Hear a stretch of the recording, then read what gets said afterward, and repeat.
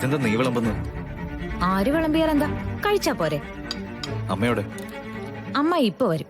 നവീൻ കഴിക്ക്, ഞാൻ വിളമ്പി തന്നോളാം.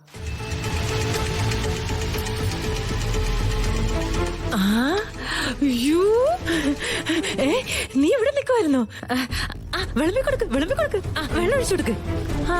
കുഞ്ഞുനാള് മുതലേ നിങ്ങൾ രണ്ടുപേരും ഒരുമിച്ച് നടക്കുമായിരുന്നില്ലേ? എത്ര കാലം കഴിഞ്ഞു എന്ന് പറഞ്ഞാലും പഴയ സ്നേഹബന്ധങ്ങളെ നിലനിൽക്കത്തുള്ളൂ. നവീൻ കഴിക്ക്. കഴിക്ക്. ആ ഫോണങ്ങ് മാറ്റി വെച്ചേ. കഴിക്കും മോനെ. വെച്ചുണ്ടാക്കുന്നതിലൊന്നും അല്ല, സ്നേഹത്തോടെ ഇങ്ങനെ വിളമ്പി തരുമ്പോഴാ ഫുഡിനൊക്കെ ഇങ്ങനെ നല്ലൊരു സ്വാദുണ്ടാകുന്നത്. സ്നേഹം വിളമ്പി തരാനേ എന്റെ മോളെ കഴിഞ്ഞേ വേറെ ആരുള്ളൂ. എത്ര പറഞ്ഞാലും നിങ്ങൾക്ക് മനസ്സിലാവില്ല. എന്തിനാ നിങ്ങൾ ഇങ്ങനെയൊക്കെ കാണിച്ചു കൂട്ടുന്നത്? മോനെ, എന്തു പറ്റി മോനെ? എന്താ നീ കഴിക്കാത്തെ? എനിക്ക് വിളമ്പി തരാനായിട്ട് അമ്മയോടത്ത് പറഞ്ഞിരുന്നു. ഇല്ല. അതിനിപ്പോ എന്തിനാ പറയുന്നേ? അവൻ ഭക്ഷണം കഴിക്കാനിരുന്നു, കീർത്തി മോളെ വിളമ്പി കൊടുത്തു.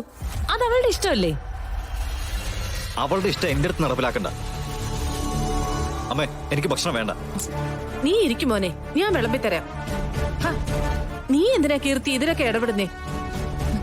ഞാൻ അത്ര വലിയ തെറ്റൊന്നും ചെയ്തില്ലല്ലോ അമ്മായി. എനിക്കെന്താ വല്ല പകർച്ചവ്യാധി എന്തെങ്കിലും ഉണ്ടോ ഇങ്ങനെ ആട്ടി അകറ്റാൻ? പകർച്ചവ്യാധി നിന്റെ ശരീരത്തിലല്ല, മനസ്സിലാ. അതുകൊണ്ട് അടുത്ത് നിൽക്കാൻ പോലും പേടിയാവുന്നത്.